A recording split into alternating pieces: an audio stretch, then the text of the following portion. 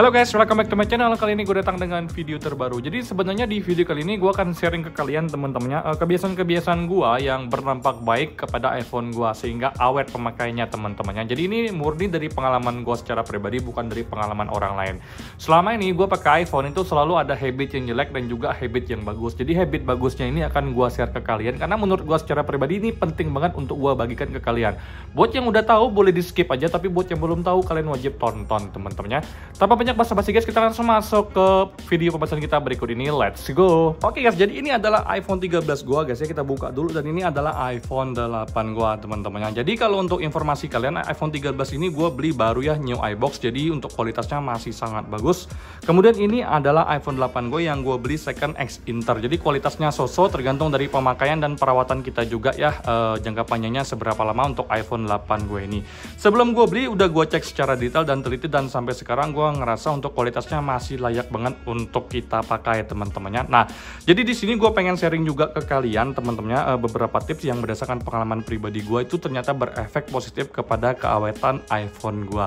Yang pertama, tips yang paling fundamental itu adalah kalian harus ngecas menggunakan kabel dan kepala charger original teman-temannya. Nah, selama ini gue ngecas itu menggunakan kepala charger bawaan dari iPad 20 watt dipadu padankan dengan kabel bawaan dari iPhone gue teman-temannya. Nah, ini adalah kabel dari 15 Pro, gue tinggal ngecas menggunakan kepala charger dari iPad 20 watt fast charging. Nah, kalau kalian nanya ke gue, bang, gue nggak punya nih bang untuk kepala charger original dari iPad tuh solusinya gimana? Kalian bisa beli merek-merek seperti Anker, Baseus, dan lain-lain yang original juga teman-temannya, dan dipadu-padankan dengan kabel MFI Made for iPhone yang sudah ada sertifikasi khusus iPhone teman-temannya. Nah, ini adalah salah satu contoh charger gua, yaitu merek Baseus 30 watt yang gua padu padankan dengan charger bawaan dari iPhone 13 gua teman-temannya. Jadi so far nggak ada masalah sama sekali dan masih bagus banget. Buat yang pengen cari untuk merek-merek seperti Baseus ini, kalian bisa cek link di deskripsi karena udah gue sertakan berbagai macam pilihan charger untuk kalian pilih teman-temannya. Jadi kenapa kita wajib menggunakan kepala charger yang original? Karena tegangan yang disediakan itu sesuai dengan yang dibutuhkan oleh iPhone kita teman-temannya. Jadi selama ini gue selalu ngecas menggunakan kabel original dan tidak ada masalah sama sekali. iPhone gue awet-awet aja, tidak pernah ada masalah dengan yang namanya isu baterai dan atau cepat panas teman-temannya. Itu adalah tips fundamental yang paling pertama guys. Oke guys, jadi untuk tips yang kedua ini adalah jangan ngecas pas baterainya udah merah teman-temannya. Jadi dari pengalaman gue secara pribadi, pas baterai kita merah, kita cas itu akan menimbulkan suhu panas yang luar biasa panas teman-temannya. Kalau hal ini sering kalian lakukan, itu akan berdampak pada overheatnya iPhone kalian. Itu udah terjadi di iPhone 7 gue sering ngecas banget di keadaan baterai merah.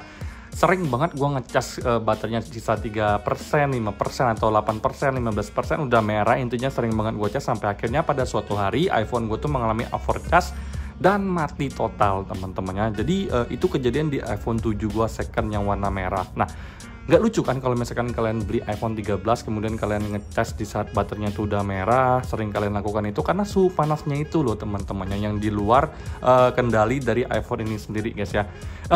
Saran gue secara pribadi, ngecas itu di angka 30% baru boleh kalian cas aja. Kalian kalau ngecas di bawah 20% udah merah, itu suhu panasnya sangat berlebihan dan tidak rekomendasi teman-temannya, karena lebih baik kita mencegah daripada mengobati. Jadi lebih baik kita mencegah kejadian daripada kita mengganti baru teman-temannya. Nah, kalau untuk masalah cabut di angka berapa, bebas. Kalian mau cabut di angka 100% juga bebas, di angka 90% juga bebas.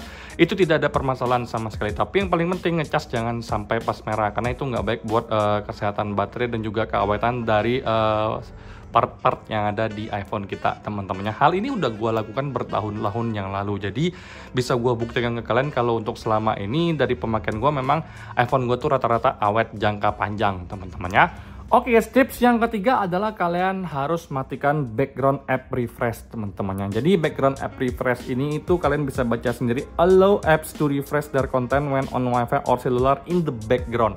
Jadi dia mengizinkan aplikasi itu di background tetap berjalan merefresh. Jadi misalkan Instagram itu dia tetap merefresh jika ada postingan baru, story baru, kemudian ada feed yang baru, itu akan selalu di refresh teman-temannya. Jadi pas kita buka Instagramnya, itu dia langsung terupdate ke postingan yang terbaru, yang menurut gua secara pribadi hal tersebut nggak ada guna sama sekali dan malah itu bikin baterai cepat boros teman-temannya. Nah, Jadi gue selalu matikan yang namanya background app refresh, karena kalau misalkan gue pengen update untuk Instagram atau TikTok atau feed yang terbaru, gue tinggal buka aplikasinya aja, dia bisa nge-refresh dulu, loading, baru dia ke detect untuk atau kelihatan updatean terbaru, postingan terbaru. Jadi kita nggak butuh untuk selalu update refresh application di background, itu nggak guna teman-teman. Yang menurut gue secara pribadi hal ini adalah hal yang paling efektif untuk menghemat baterai dan juga menjaga kesehatan baterai kita teman-teman. Kalau untuk baterai gue selama hampir 1 tahun pemakaian di sini, gue cek ke kalian bareng-bareng teman-temannya di angka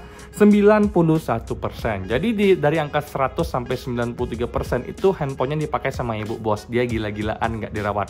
Sejak dari 93 ke 91 itu gue yang pakai, dan dari pengalaman gue selama ini gue praktekkan iPhone gue tuh baterai health-nya tuh lumayan awet teman-temannya. Untuk mengalami penurunan itu nggak lagi secara drastis seperti sebelumnya, biasa-biasa aja, normal. Jadi buat kalian yang memang sensitif dengan yang namanya baterai health, gue sarankan ke kalian nggak perlu terlalu stres tentang baterai health, karena baterai health itu cuma indikator doang. Baterai kita tuh kapasitasnya sisa berapa, dia akan turun kok secara normal. Jadi kalian harus tahu baterai health itu bakal turun, pasti turun karena selalu kita pakai ya teman-temannya. Nah, tapi untuk mencegah penurunan yang drastis dan juga untuk mencegah baterai kita cepat rusak, alangkah baiknya background app refresh-nya tuh kita turn off kan, karena memang kagak guna sih menurut gue secara pribadi.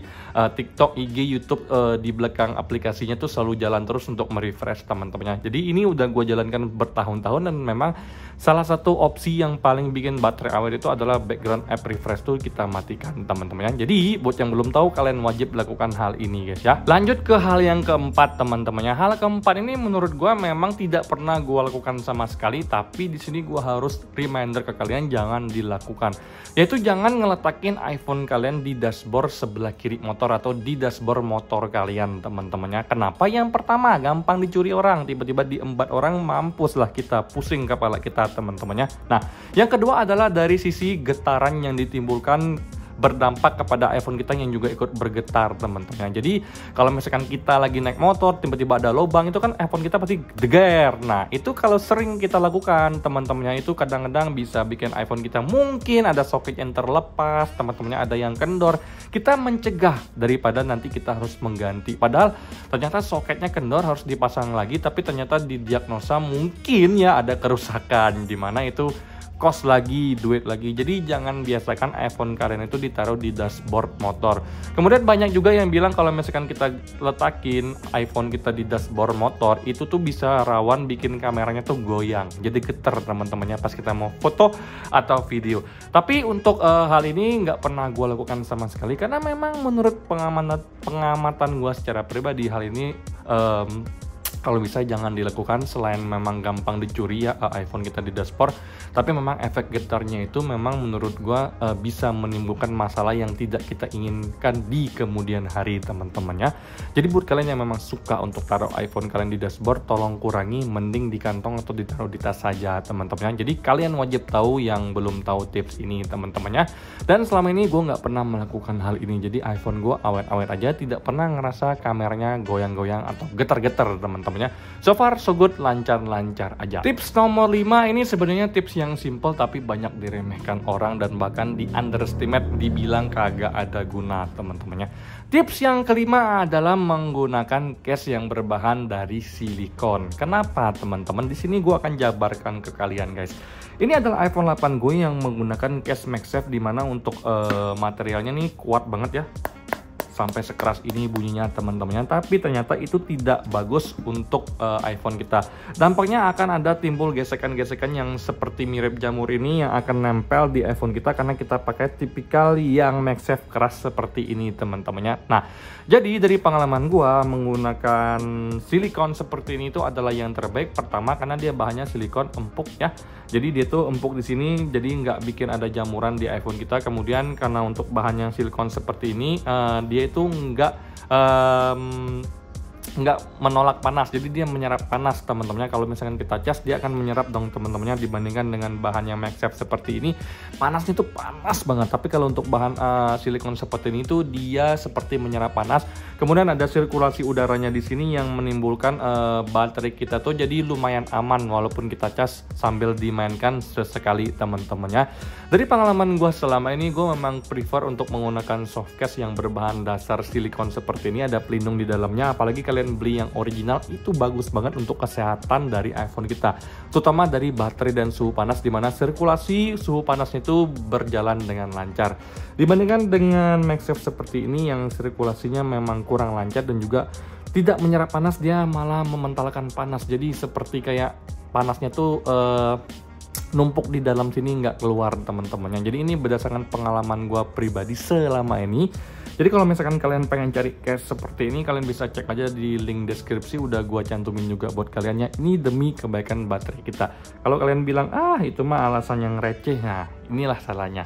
Hal ini udah gue praktekkan bertahun-tahun dan memang memiliki efek yang ternyata nggak boleh diremehin teman-teman ya.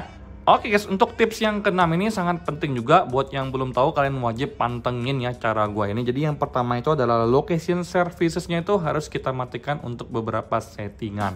Jadi kalau kalian masuk ke privacy dan security, di sini ada yang namanya location services atau lokasi layanan lokasi kita teman-temannya. Di sini kan turn on itu wajib dong, karena kan memang harus diwajibkan turn on, tapi nggak semuanya harus turn on. Jadi di sini gua buka dulu ya, kita klik aja di sini location service teman-temannya, kemudian di sini akan langsung muncul yang namanya aplikasi-aplikasi yang memang sudah ada di iPhone kita. Nah, untuk aplikasi-aplikasi ini juga itu adalah while using ataupun when shared yang lebih penting teman-temannya. Jadi kalau misalkan Tix ID di sini pilihannya never ask next time or while using. Nah, ini while using the app. Nah, lain kisahnya kalau misalkan kita di Shopee. Nah, di sini always ini jangan teman-temannya, karena kan dia kan selalu menggunakan lokasi walaupun tidak digunakan. Jadi itu sangat bikin baterai kita tuh bekerja keras terus, karena dia menggunakan data. Apalagi kalau lo nggak pakai wifi, lo pakai data, dia tuh akan langsung muncul terus ya. Untuk lokasinya itu ada kayak tanda panah di sini teman-temannya yang mengindikasikan bahwa lokasinya itu sedang berjalan terus. Ini nggak guna, ini bikin baterai boros, dan menurut gua secara pribadi kalian harus paham dengan hal ini teman-temannya. Jadi kalau misalkan masih always, kalian harus pilih ke while using the app, jadi ketika menggunakan aplikasi. Nah,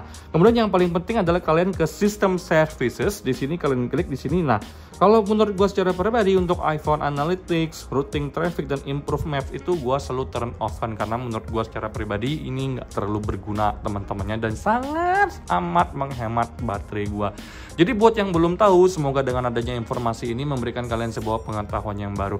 Karena jujur ini selalu gua lakukan selama gua pakai iPhone sampai detik ini, dan memang gua rasakan dampaknya positif teman-temannya. Kalau dampaknya positif, why not sih gua nggak share ke kalian? Gua wajib sharing biar kita bisa menggunakan iPhone kita dengan awet sampai jangka waktu yang lumayan lama teman-teman ya. Oke, dan tips yang terakhir adalah rutin update iOS, karena menurut gue secara pribadi teman-temannya, update iOS itu adalah sebuah hal yang sangat berguna untuk menunjang iPhone kita biar semakin awet pemakaiannya ke depan teman-temannya.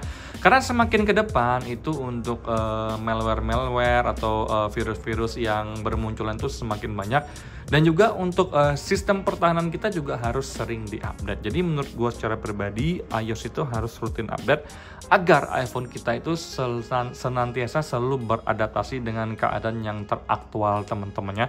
Maka dari itu kalian sering banget ngelihat iOS itu ngerilis software update cuman ditulis security updates and it's recommended for users.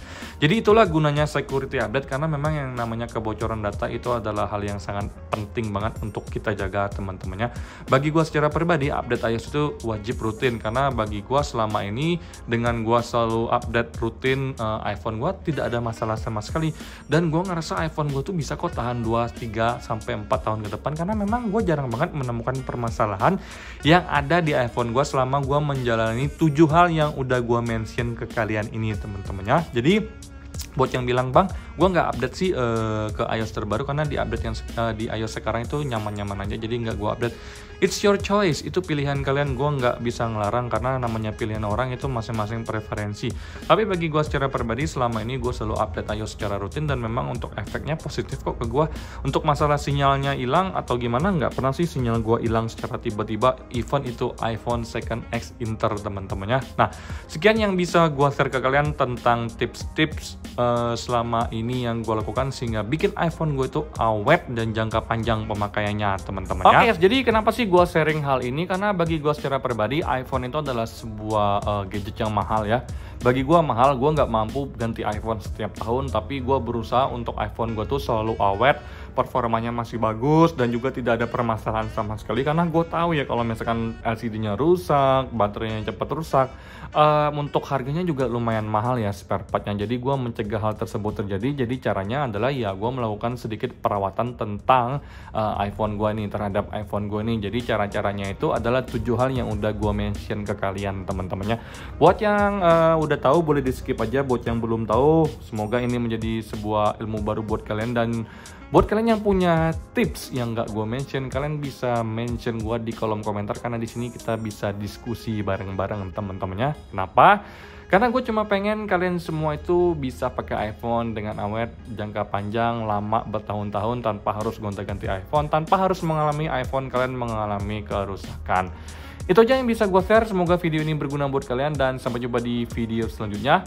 Bye bye guys.